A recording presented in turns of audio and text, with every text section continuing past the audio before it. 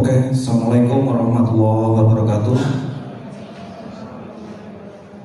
Yang terhormat Bapak Irham Junaidi, SPD MPD, selaku mentor dan kepala sekolah SMA Negeri 1 Kajen.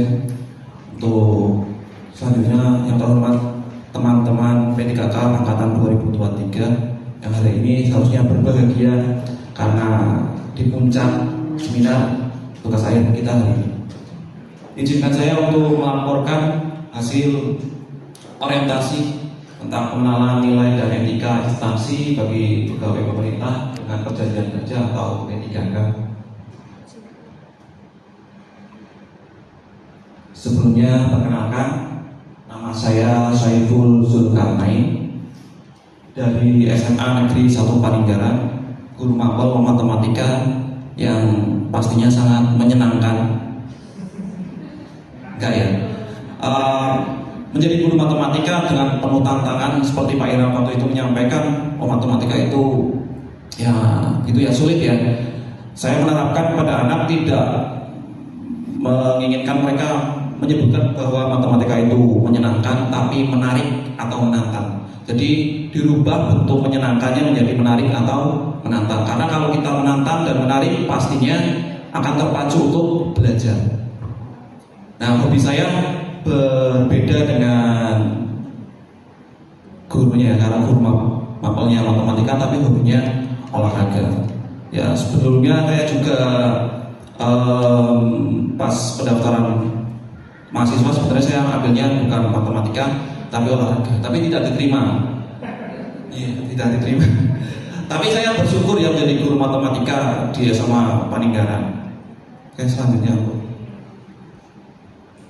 Nah, ini ada tujuan orientasi. Yang pertama, memahami visi dan misi pemerintah Provinsi Jawa Tengah. Yang kedua, memahami kelembagaan pemerintah Provinsi Jawa Tengah, hubungan kerja tata laksana di organisasi tempat bekerja, memahami dan mengetahui kinerja organisasi secara profesional, efisien dan efektif. Nomor 3, mampu melaksanakan tugas dan fungsinya di unit kerja sesuai ketentuan kepegawaian berkaitan dengan peran dan fungsi ASN dan kedudukan, kewajiban dan hak P3K. Tugas saya di sini kan sebagai guru. Guru itu mengajar dan mendidik. Saya punya 2 filosofi dalam mengajar. Itu dari Mbah Maimun, almarhum Mbah Maimun. Dia pernah berkata, ketika kita mengajarkan, ajarkanlah dengan ikhlas. Jangan menuntut siswa untuk bisa, karena yang bisa menentukan itu yaitu Allah Subhanahu wa Ta'ala. Jadi ajarkan saja dengan ikhlas, tuntut mereka itu untuk berkembang, usahanya mereka yang kita tekankan. Tapi jangan menuntut mereka untuk bisa, karena setiap individu pastinya berbeda-beda. Apalagi matematika, setiap individu pastinya hanya 1-2 orang aja di tiap kelas yang saya ajar itu yang suka matematika. Contoh yang terkini, saya mengajar di kelas 11-5. Ada 1 anak ketika saya tidak masuk, dia menyesal. Dan ada anak itu juga yang ketika dia tidak masuk, dia menyesal. Namanya Reza, dia salah satu yang aktif di kelas. Kemudian yang 2, sebagai guru kita juga harus mendidik atau sebagai pendidik. Saya pernah mendapatkan filosofi juga dari guru ngaji teman saya waktu itu di Demak, pas masih kuliah. Namanya Mas Hanif, beliau berkata, apa yang disampaikan dari hati akan sampai ke hati. Jadi ketika saya mengingatkan tentang karakter siswa, saya akan mengingatkan mereka dengan halus, dengan tidak suara lantang ya. Dulu awal-awal saya mengingatkan mereka dengan suara yang keras, tapi ternyata itu salah, kurang tepat ya. Kemarin Pak Anies juga menyampaikan apa yang kita sampaikan itu harus bernada rendah. Ya, jadi apa yang disampaikan akan sampai ke siswa. Selanjutnya yang akan saya paparkan di sini tentang RHK atau rencana hasil kerja. Sebuah dokumen atau perencanaan yang berisi tujuan dan target yang diharapkan dicapai oleh seorang atau suatu unit kerja dalam periode waktu tertentu. Biasanya 1 tahun. Kita membuat RHK itu biasanya dalam 1 tahun. Ini Ini RHK atasan yang akan saya jabarkan, yaitu tersusunnya kurikulum satuan pendidikan atau KSP yang berorientasi pada peningkatan pembelajaran secara partisipatif. Nah, ada 5 rencana hasil kerja dari RHK atasan. Yang pertama di sini tersusunnya kurikulum satuan pendidikan KSP sebagai acuan dalam peningkatan pembelajaran. Nah, nanti ini dijabarkan dalam aspek, yaitu ada kuantitas, kualitas, waktu, indikatornya ada 3 juga, targetnya masing-masing, terus ada kegiatan dan tahapan, output kegiatan, penerapan dan nilai-nilai berakhlak. Ini yang pertama. Untuk yang selanjutnya, ini yang kedua tentang terlaksananya proses pembelajaran sesuai dengan pelaksanaan pembelajaran atau modul ajar yang kita buat dari tahap pertama tadi. Selanjutnya ada pelaksanaan pilihan pembelajaran, terus menganalisis hasil penilaian pembelajaran, yang terakhir ada pelaksanaan tindak lanjut hasil penilaian pembelajaran.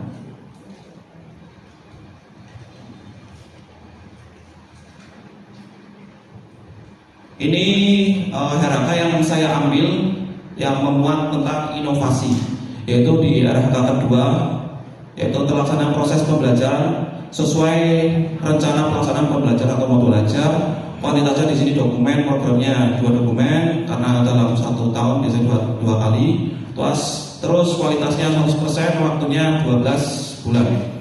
Untuk kegiatan dan tahapannya ada melakukan pretest awal pembelajaran melalui G-Form atau Google Form. Tapi bukan inovasi Google Form yang saya paparkan di sini. Nanti yang paparkan di poin nomor 3. Selanjutnya nomor 2 ada menyampaikan tujuan pembelajaran. Yang ketiga ada melaksanakan kegiatan pembelajaran sesuai dengan kurikulum satuan pendidikan berbentuk aplikasi Photomat. Nah, ini yang akan saya paparkan, yaitu penggunaan aplikasi Photomat.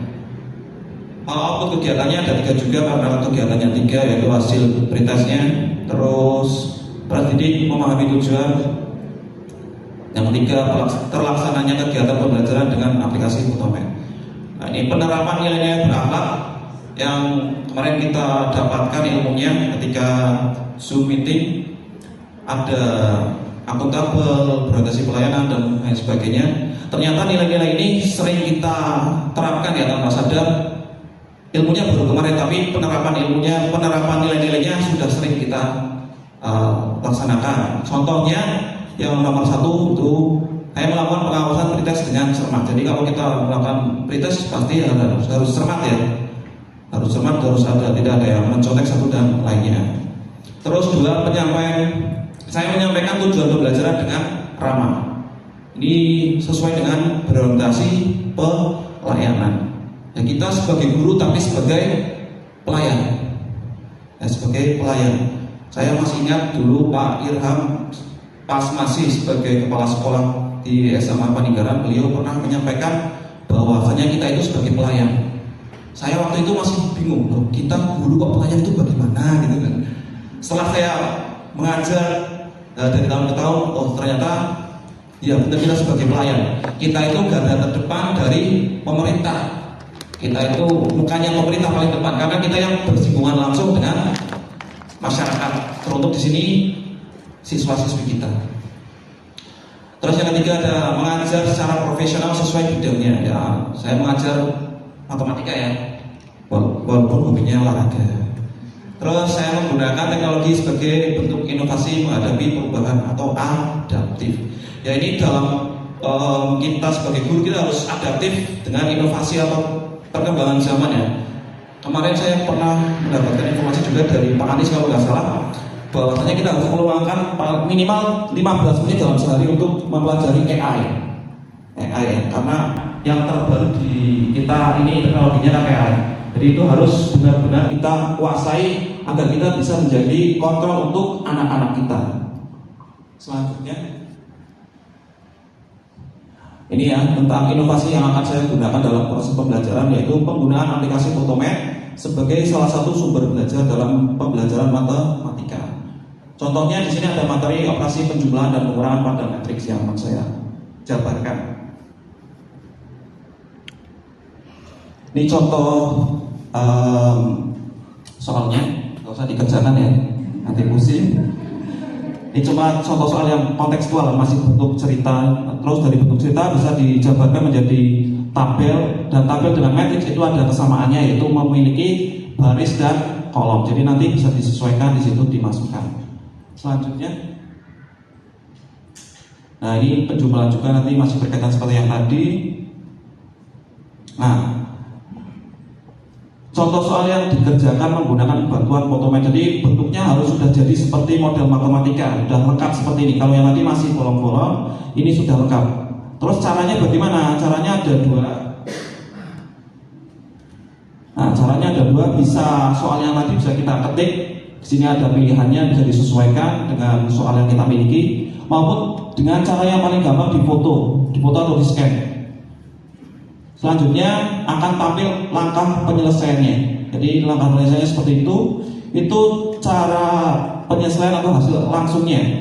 Nah, penjelasan atau sebagai sumber belajarnya di mana? Kita klik lagi di langkah ahli, maka akan muncul penjabaran yang lebih rinci. Nah, ini penjabaran yang lebih rincinya. Jadi aplikasi Photomath di sini tidak hanya mengerjakan tapi juga menjelaskan. Ya, kalau kalkulator kan langsung nilainya. Kalau di sini dijelaskan. Jadi soalnya yang di atas itu tambahkan matriks dengan menambahkan elemen-elemen yang sesuai. Ini penjelasannya yang sering saya sampaikan sebagai guru. Di Photomath juga mereka menjelaskan. Mereka ya. Aplikasinya juga menjelaskan.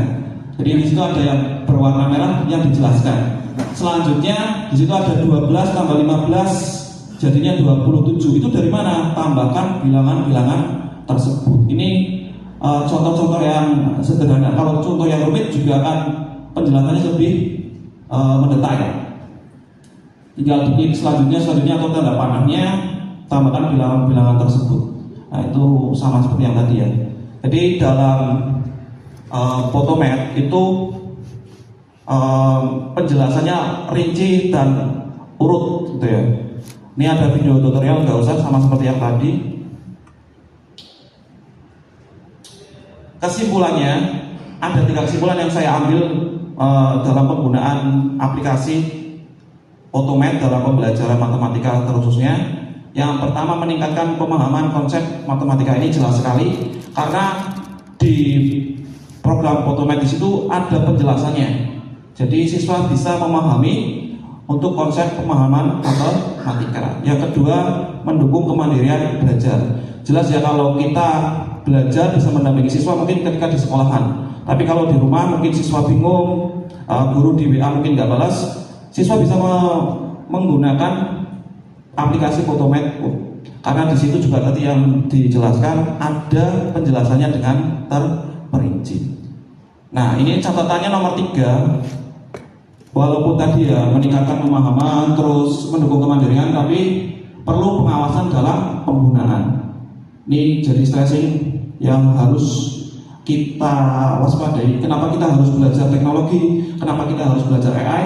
Karena anak sekarang yang Gen Z itu yang mereka lahir di zaman teknologi, otomatis mereka akan mudah sekali, paham sekali penggunaan teknologi. Apalagi kita yang sebagai guru harus lebih dari mereka, agar kita bisa sebagai kontrol untuk mereka dalam penggunaannya. Jadi tidak semuanya harus dikerjakan menggunakan Photomath, tapi harus ada beberapa hal yang mungkin harus dikerjakan secara manual.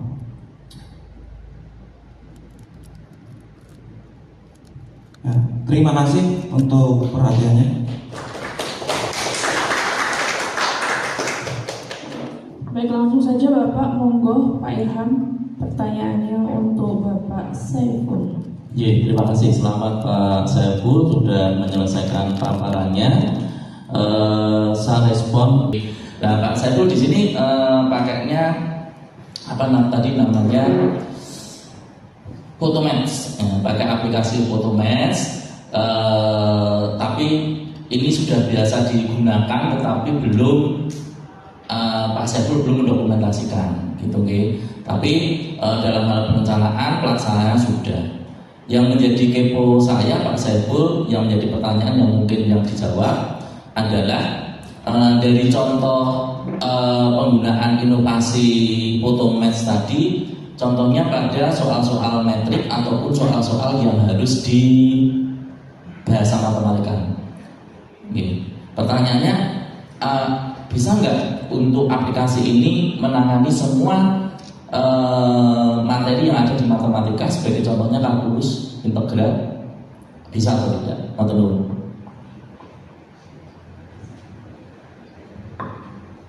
Izin menjawab untuk pertanyaan dari Pak Irham.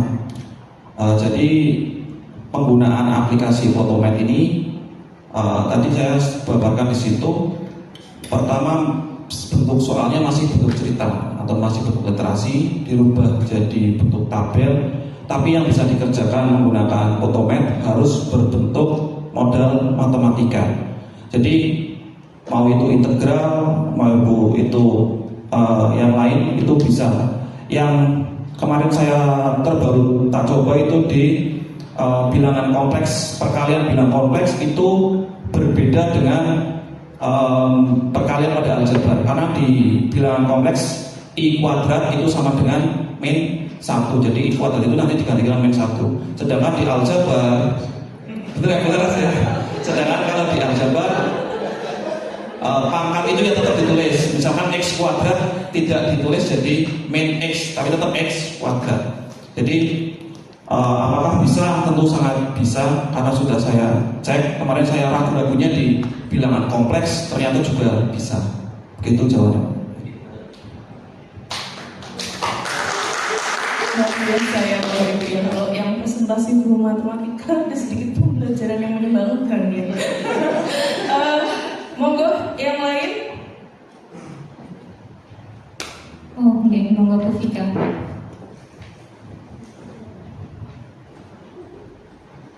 Baik, terima kasih. Kebetulan juga saya guru matematika ya Pak ya.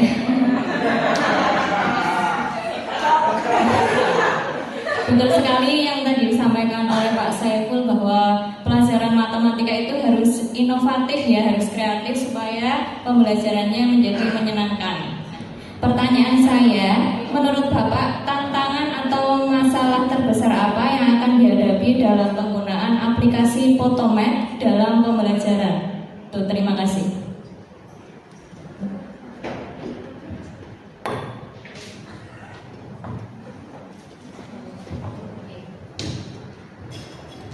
Terima kasih pertanyaannya. Untuk tantangan terbesar dalam penggunaan Photomat, sebenarnya kalau Gen Z itu mereka cepat memahami. Cuma dalam pelaksanaannya kemarin di beberapa kelas ada yang sinyalnya susah karena itu harus terkoneksi dengan internet. Yang kedua ada beberapa handphone yang sebenarnya support ya, ini sebenarnya aplikasi yang ringan, tapi biasanya penyimpanan mereka penuh. Nah, itu yang jadi kendala. Tapi dalam pelaksananya mereka sebenarnya mudah untuk memahami teknologi yang ada. Kalau masalah sebenarnya dalam pembelajaran matematika menurut saya bukan tentang penggunaan teknologinya di sini terkhususnya Photomat, tapi ke motivasi mereka untuk belajar. Jadi kita sebagai guru sebenarnya harus menjadi role model, harus menjadi motivator juga sebagai pendidik atau mendidikan karakter bagi mereka. Kadang ada ya kebablasan, pengennya nyaman sama siswa tapi tidak ada batasannya, malah seperti teman. Kalau teman dengan teman kan celohannya berbeda ya, bercandanya berbeda. Jadi kita harus memposisikan kapan kita menjadi teman, kapan kita sebagai guru, kapan kita sebagai pendidik. Jadi itu tantangan utamanya sebagai pengajar menurut saya tentang itu tadi, motivasi dan sebagai pendamping dalam pembelajaran. Terima kasih. Assalamualaikum warahmatullahi wabarakatuh. Baik, terima kasih. Dengan berakhirnya presentasi dari Pak Saiful, maka Pak Saiful diperkenankan untuk kembali ke tempat. Bapak Ibu boleh